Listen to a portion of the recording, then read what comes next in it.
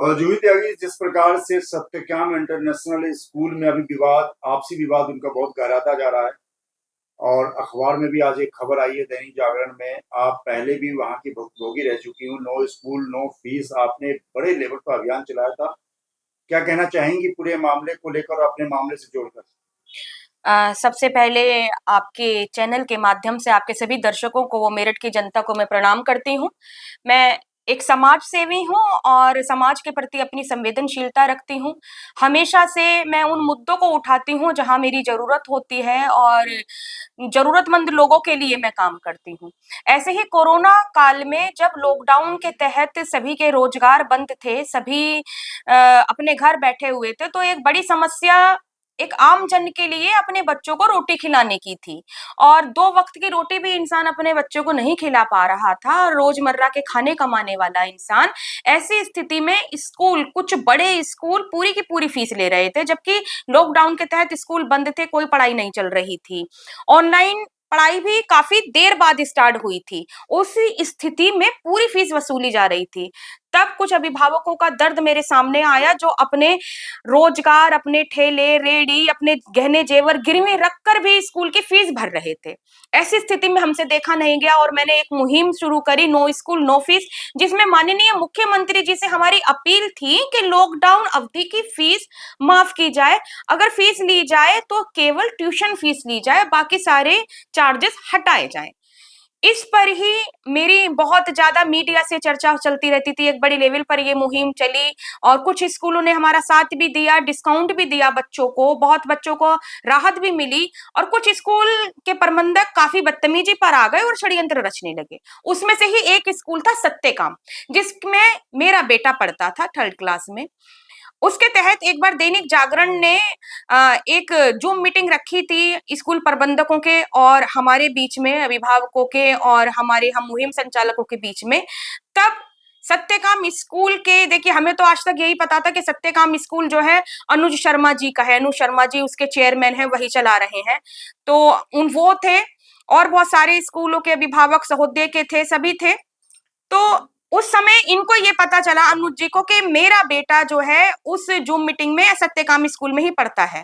Zoom meeting खत्म होते ही, जो भी हमारी वार्तालाप थी खत्म होते ही, रश्मि मिश्रा जी का मेरे पास कॉल आ जाता है और मुझसे पूछते हैं, जूही जी आपका बच्चा हमारे स्कूल में पढ़ता है, जानती थी मुझे पहले से ही, आपको कोई दिक्कत परेशानी तो नहीं?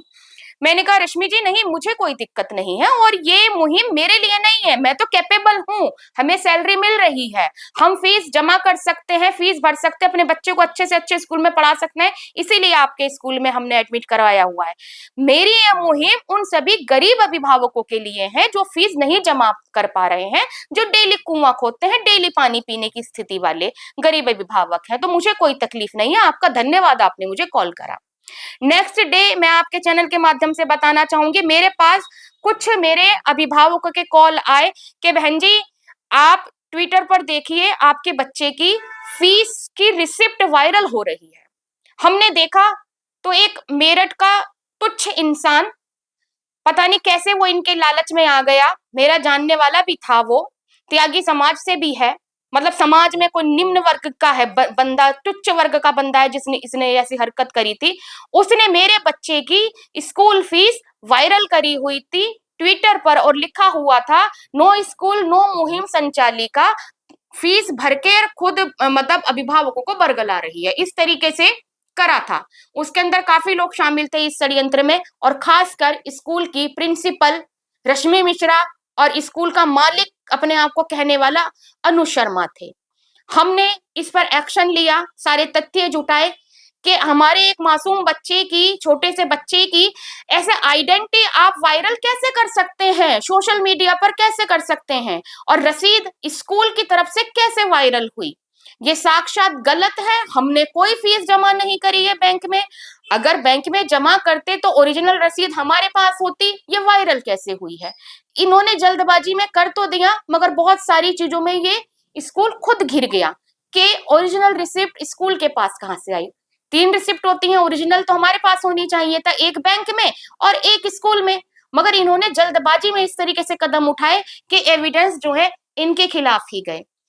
खैर वो मुकदमा हमने एफआईआर नौचंदी थाने में करवाई। जो किठोर ट्रांसफर कर दी गई, पता नहीं क्यों, क्या सत्य काम उस एरिया में आ रहा हो।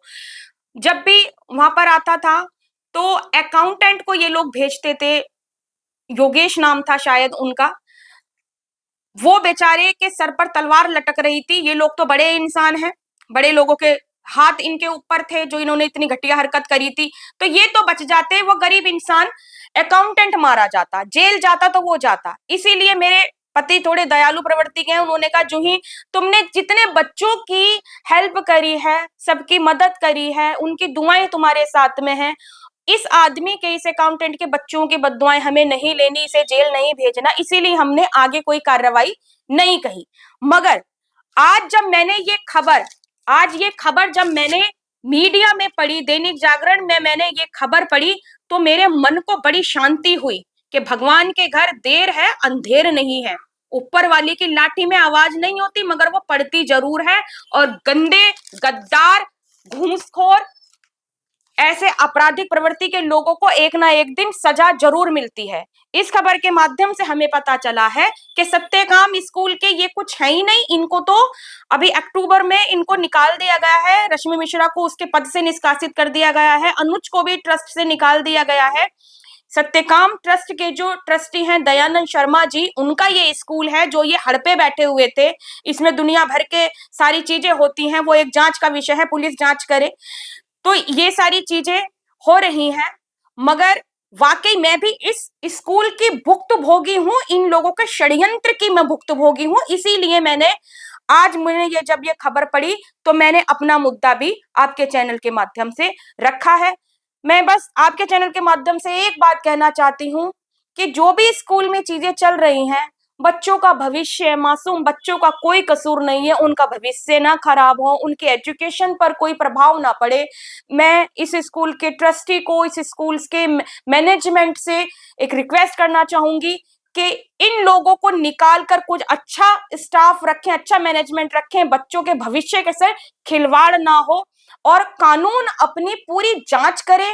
कानून की जांच में अगर मैं कुछ मदद कर सकती हूँ दयानंद जी की, उनके बेटों की, इस स्कूल की ट्रस्ट की, अगर मैं कुछ मदद कर सकती हूँ पुलिस प्रशासन की जांच में, तो मैं पूर्णतः करने के लिए तैयार हूँ।